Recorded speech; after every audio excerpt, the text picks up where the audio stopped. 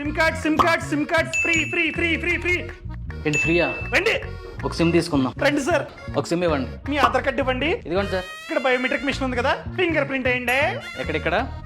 Sir ఇదిగోండి sir మీ SIM card. Thank you sir. Bye sir.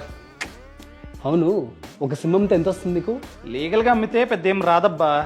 Illegal గా అమ్మితే ఒక్కో సిమ్ కి 1000 రూపాయలు ఇస్తారు. ఇల్లీగలా? అంటే ఏం లేదు, అతను ఆధార్ కార్డు ఇక్కడే ఉంది, జిరాక్స్. అవును. కాపీ. బయోమెట్రిక్ మీద ఫింగర్ ప్రింట్ వేసాడు. ఈ ప్రూఫ్స్ తీసుకొని అతని పేరు మీద 5-6 సిమ్ములు తీసుకుంటా.